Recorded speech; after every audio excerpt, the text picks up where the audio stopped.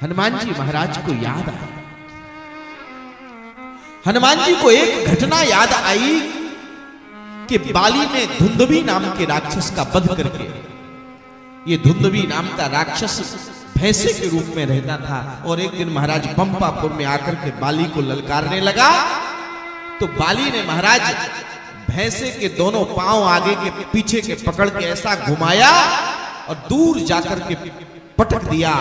तो महाराज वह भैंसे के रूप में जो धुंधवी राक्षस रहता था, विशाल काय भैंसे के रूप में, वह जाकर के ऋष्यमुख पर्वत में स्थित मतंग मुनि के आश्रम में गिरा और उसके रक्त के छींटे महर्षि मतंग के शरीर में पड़ गए।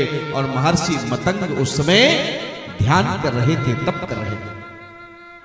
महर्षि मतंग ने अपनी प्रज्ञा दृष्टि के द्वारा देखा, अपनी तपह दृष्टि के द्वारा देखा किस क्रूर निर्दयी दुष्ट ने यह कर्म किया है।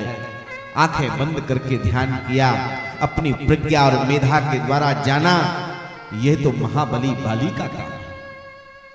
और उस समय महामुनि मतंग ने बाली को श्राप दे दिया और श्राप देते हुए क्या कहा, वाल्मीकि रामायण में वर्णन आता है। महामुनि मतंग ने कहा कि प्रविशेत यदि वै बाली मूर्धस्य सधधा भवेत तत्र वाहसा सुखोस्माकं निरोध विघ्नो भविष्यति। अगर बाली इस आश्रम, इस ऋष्यमुख पर्वत की सीमा के भीतर प्रवेश करेगा तो उसी दिन बाली का सिर फट जाएगा और उसकी मृत्यु हो जाएगी। इसलिए बाली यहां नहीं जा सकता।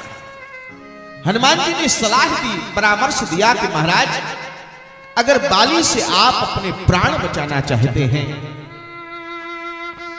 तो आपसे बस मैं यही कहना चाहता हूं, मेरा परामर्श है कि आपके प्राण संकट में हैं, मैं आपका सचिव हूं, मैं चाहता हूं कि आपके प्राण बचें।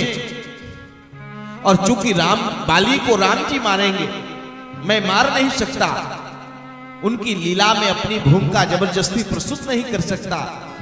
और मैंने अपने पूज्य गुरुदेव आपके पिता भगवान सूर्य को ये वचन दिया है कि मैं जीवन पर्यंत आपकी रक्षा करूंगा। इसलिए मेरा परामर्श आप माने कि ऋष्यमुख पर्वत में अपनी कुटिया बनाएं, वहीं अपना निवास बनाएं, तो आपके प्राण संकट से बच सकते हैं और बाली का भय वहां पर नहीं है। और ऋष्यमुख पर्वत पर सुग्रीव रहता है।